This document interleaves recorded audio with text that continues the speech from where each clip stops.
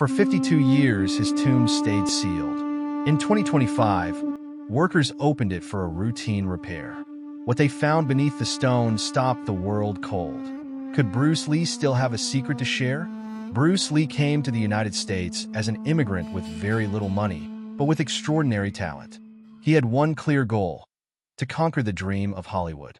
Today, we return to Lakeview Cemetery in Seattle to visit the resting place of a true legend of cinema and an icon of martial arts, Bruce Lee. His sudden death surprised the whole world, and his grave became a symbol of peace and remembrance. For over 50 years, Bruce Lee's tomb remained untouched, a quiet place where fans paid tribute to his legacy. But in 2025, during what was supposed to be just routine maintenance, workers made a completely unexpected discovery. Beneath the stone lay a hidden truth, something that would reignite global fascination and awaken deep emotions. So once again, what was found inside Bruce Lee's tomb? Let's discover how it all began. Before Bruce Lee became an icon, a fighter, or a movie star, he was just a restless teenager, facing the crowded streets of Hong Kong and already throwing punches at the world, long before the world knew his name. That initial fire, raw and untamed, would become the foundation of a legacy that changed everything: martial arts cinema, and the way the East and the West saw each other. Bruce Lee was born in San Francisco in 1940, during his father's Chinese opera tour, but his roots were planted firmly in Hong Kong. Named Li Jun Fan, which means return again, he was, from the start, a child of two worlds. Growing up in post-war Hong Kong meant learning to get by, often quite literally with his own fists. As a teenager, Bruce was already a skilled street fighter, fast with his strikes and even sharper with his mind. That raw talent found discipline when he began training with the great Wing Chun master, Ip Man.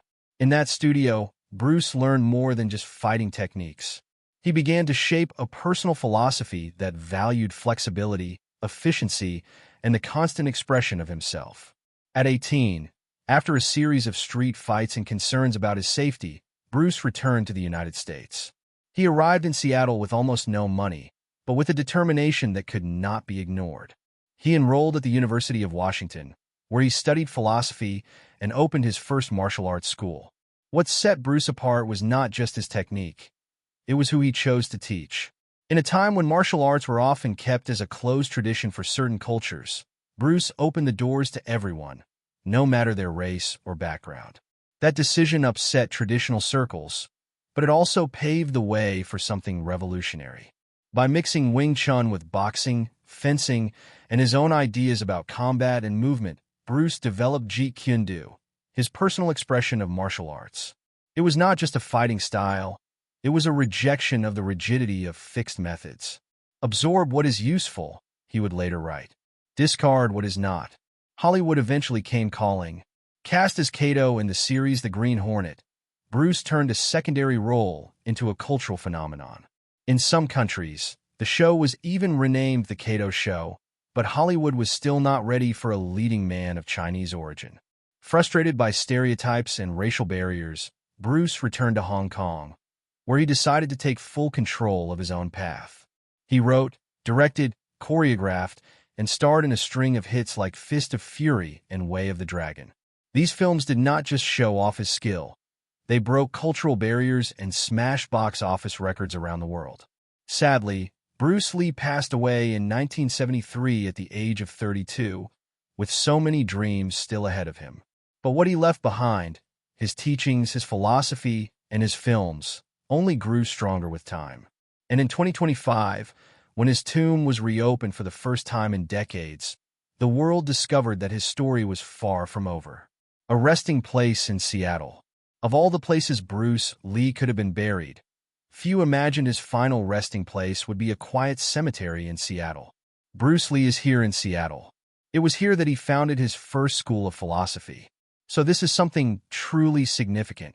Hong Kong, the city where his fame exploded and where millions considered him a national hero, seemed like the most obvious choice.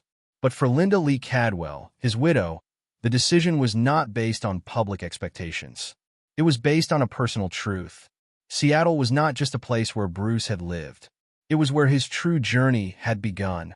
Years before the fame, the magazine covers, and the movie contracts, Bruce was just a determined young man trying to share his vision of martial arts. It was in Seattle that he opened his first school, taught students from all backgrounds, and developed the philosophies that would later shape Jeet Kune Do. It was also in this city that he met Linda, fell in love, and began building a life that was still taking shape when fate interrupted everything. In an interview shortly after Bruce's passing, Linda explained that Seattle held the couple's most meaningful memories.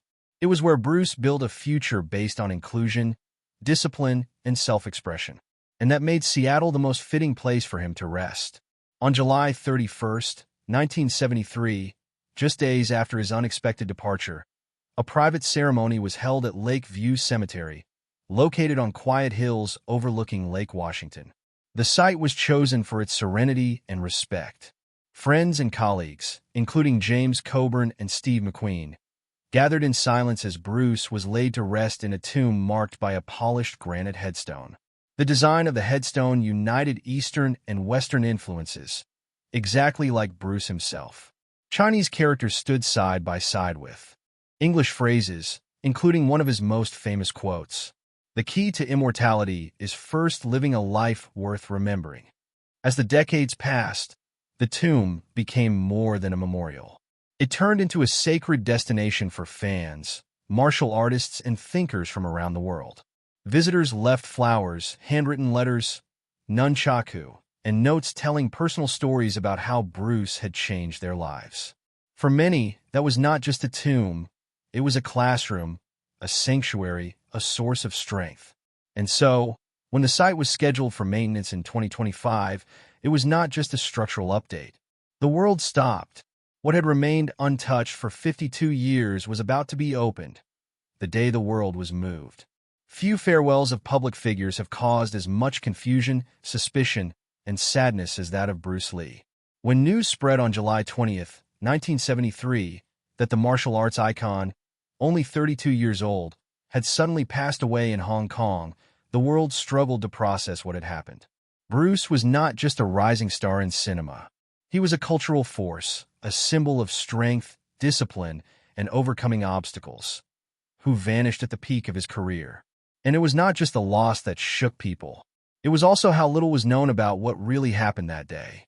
Bruce was in an apartment belonging to actress Betty Ting Pei, supposedly reviewing a script for the film Game of Death. At one point, he complained of a headache. Ting gave him a common painkiller. What happened next is still debated to this day. Bruce lay down to rest and never got up again. Doctors rushed him to Queen Elizabeth Hospital, but he was declared lifeless that very night. According to the report released by the coroner in September of that year, the official cause was cerebral edema, a swelling of the brain probably caused by an adverse reaction to the medication. No autopsy was performed, which was the standard procedure in Hong Kong at the time, as long as there were no clear signs of a crime. But for many, that explanation seemed incomplete from the start. Rumors spread quickly. Some believed the triads, the most feared organized crime groups in Hong Kong, were involved. Bruce had supposedly refused to follow their rules. Could that have been enough reason to silence him? Others suspected poisoning or a reaction to substances such as cannabis in his body. Although doctors said the amount was not enough to cause any serious effect, an investigation conducted that same year supported the medical report and ruled out any suspicious involvement. Even so, the mystery persisted. How could someone in perfect physical shape collapse so suddenly, with no warning? The grief was overwhelming.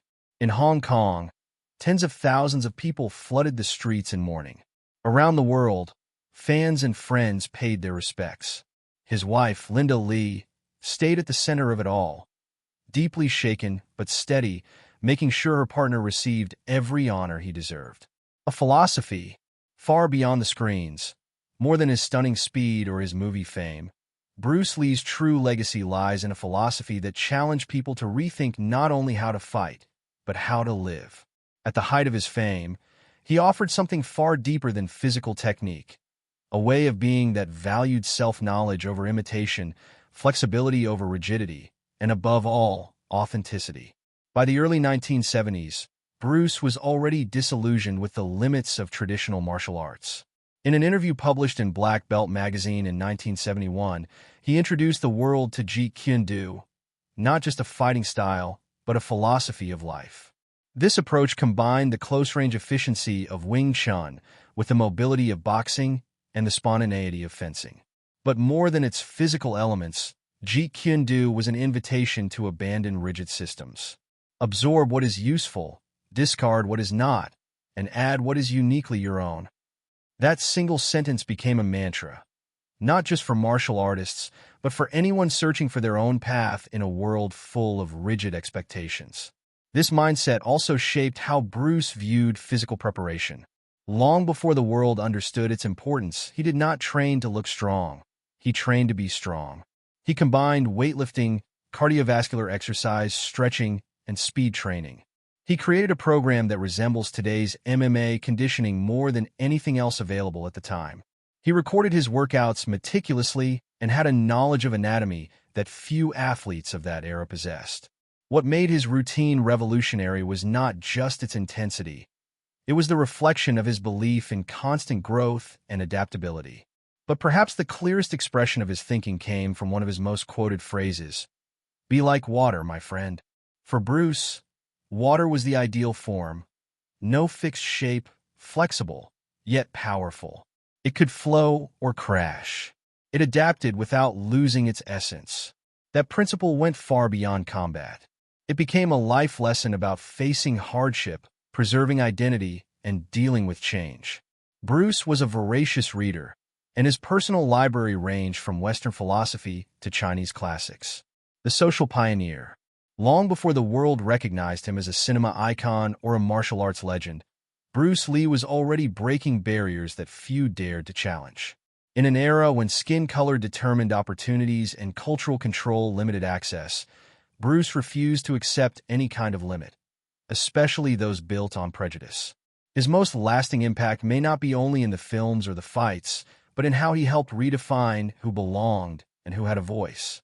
In the early 1960s, martial arts in the United States were still wrapped in rigid traditions and usually restricted to closed ethnic circles. It was widely believed that Chinese martial arts should be taught only to other Chinese people. Bruce Lee did not just ignore that rule. He openly challenged it. At his first school, located in Seattle's Chinatown, he welcomed students of all races, backgrounds, and experience levels. Jesse Glover, an African-American, became his first student and also his assistant instructor. Taiki Kimura, a Japanese-American who faced harsh discrimination after World War II, became one of his most loyal and closest disciples. For Bruce, martial arts were not limited to any culture. They were a path to liberation, self-respect, and connection between people.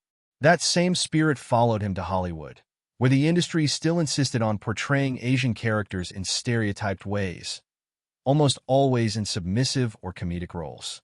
Bruce rejected scripts full of stereotypes, even if it meant turning down financially attractive offers. His big break came with the series The Green Hornet, where his performance as Kato changed how audiences saw Asian characters on American television. He was not just a sidekick on screen. He was the soul of the show. In fact, in some Asian countries, the series was renamed The Kato Show in honor of his striking screen presence. But Bruce's influence reached far beyond the cameras. He trained and built friendships with people from many different backgrounds and fields: boxers, dancers, actors, and athletes. Among them was Kareem Abdul-Jabbar, who not only learned martial arts from Bruce but also starred alongside him in the film Game of Death. The decision to open the tomb. Few resting places in modern history have held such a lasting hold on the public imagination as Bruce Lee's tomb in Seattle.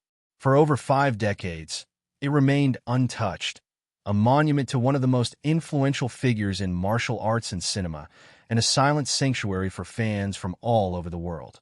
But in early 2025, that silence was about to be respectfully interrupted.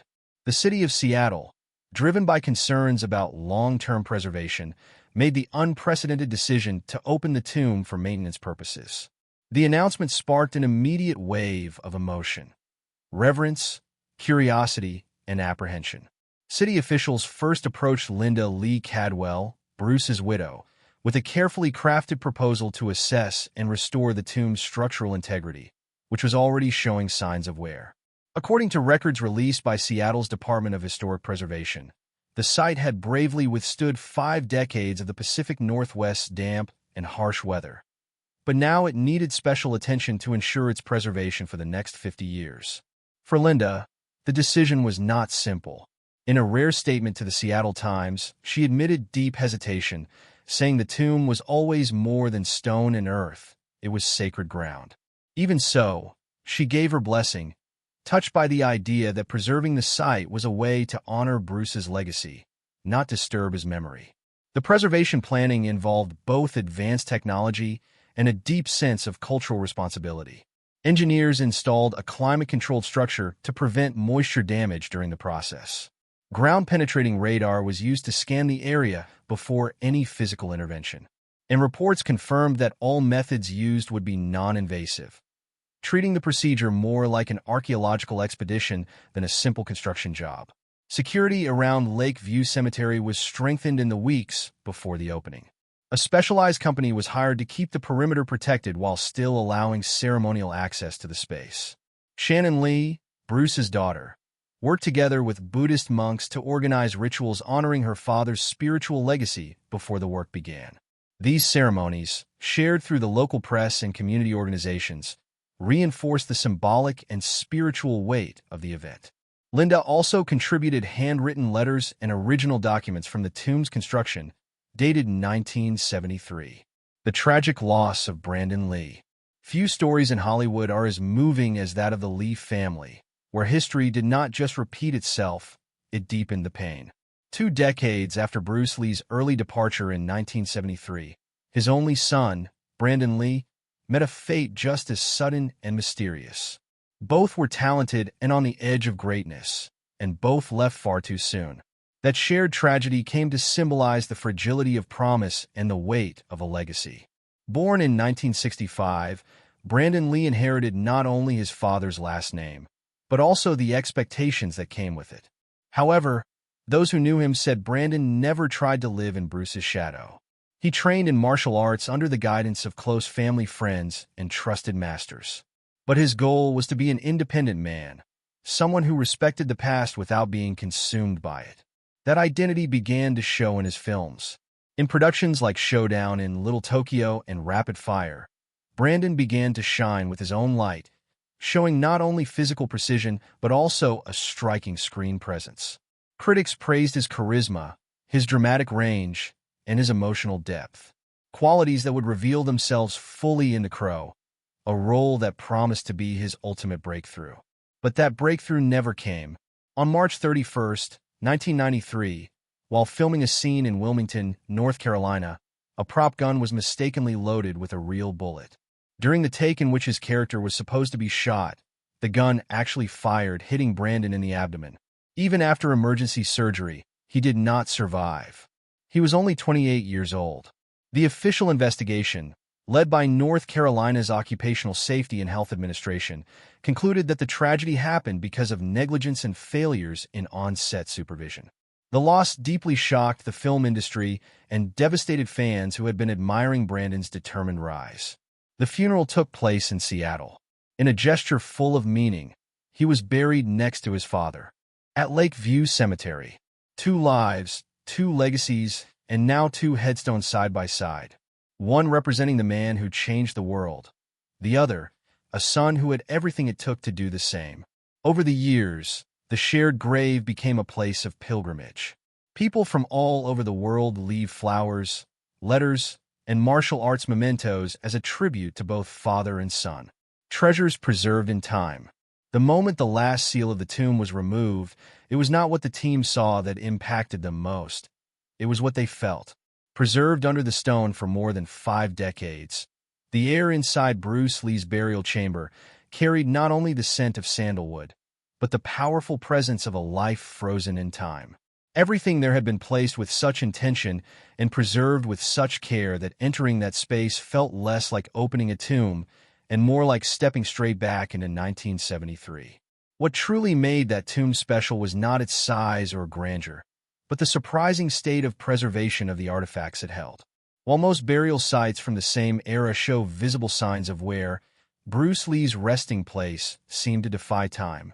Silk fabrics, carefully arranged around the chamber and chosen for their traditional symbolism, still showed a soft shine. The wooden structures showed very few signs of aging, a result of the combination of ancient Chinese preservation techniques and modern sealing methods, as recorded in the original notes written by Linda Lee Cadwell. Experts consulted by the Lee family were amazed that the tomb had resisted moisture, insects, and the slow decay of organic materials so well. Then came the personal items, each one a window into Bruce's private world.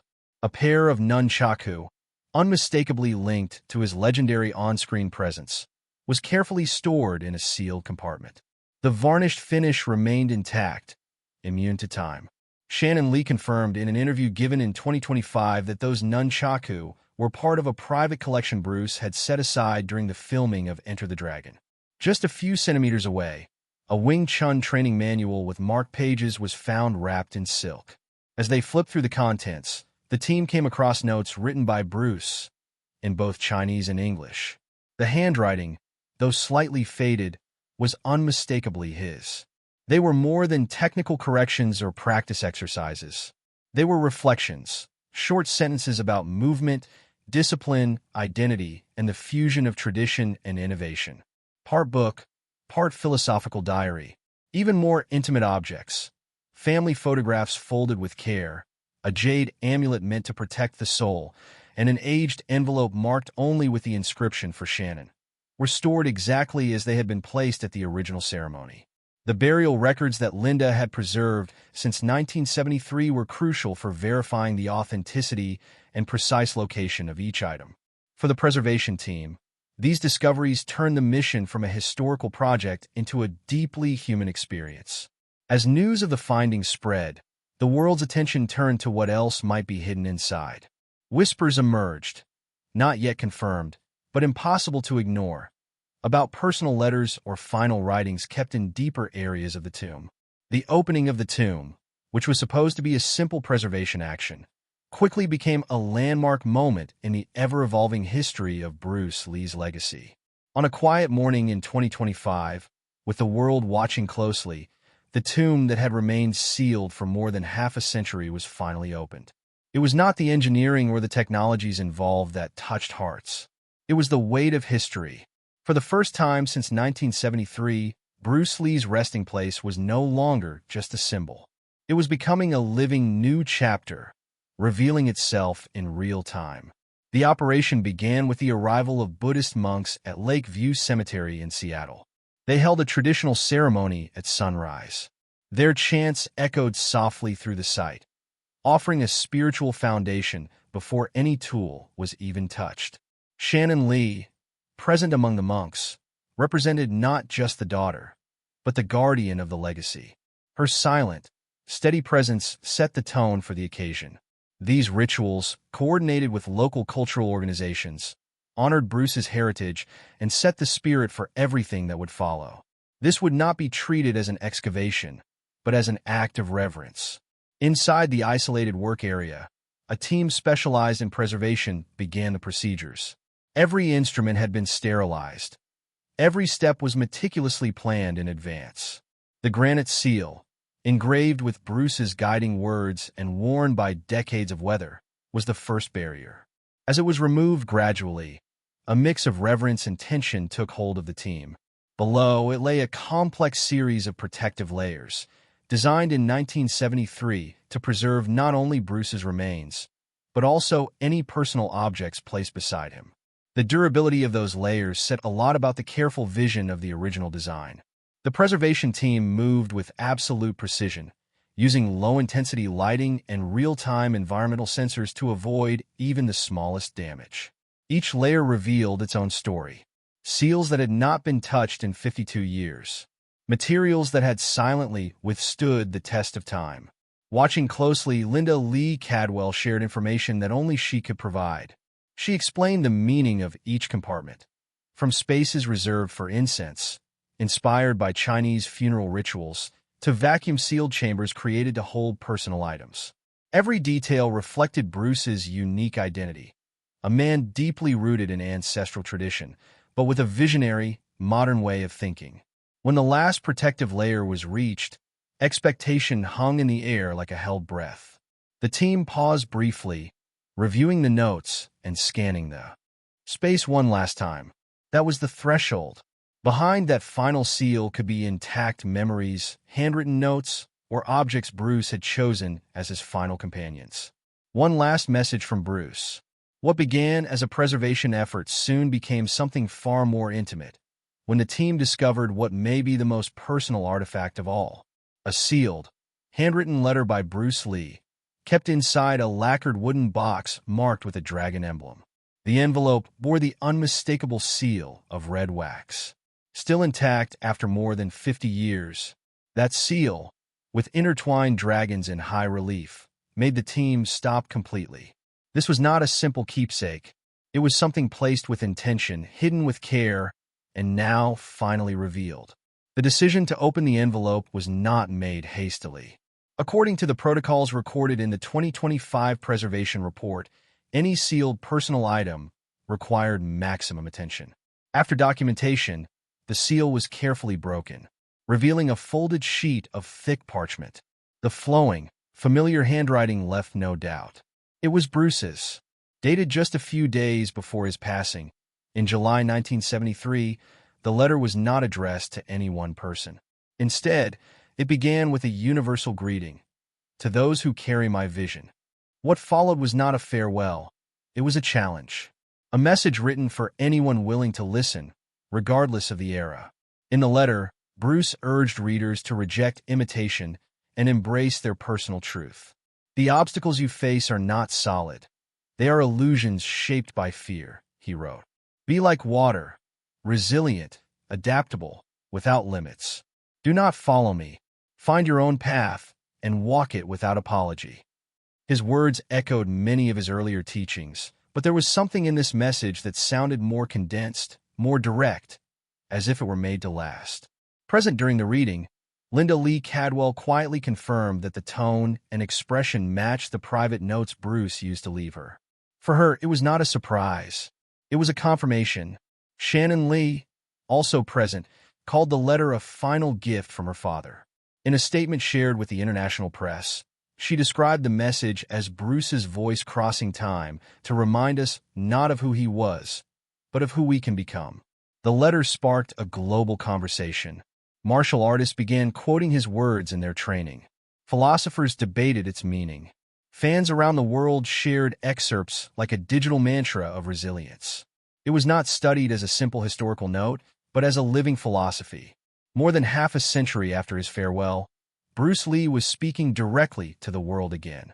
When the preservation team finished the work and sealed the tomb once more, they left behind not just a place of remembrance. They left a message for the future. That letter, discovered in silence and shared with the world, reinforced what Bruce always believed, that a person's true legacy is not carved in stone, but in the way others keep carrying the spark they left behind. Bruce Lee's last words were not a goodbye. They were a call to action. Thank you for watching. Tap the cards on your screen to watch another video. Don't forget to hit like and subscribe. Yeah.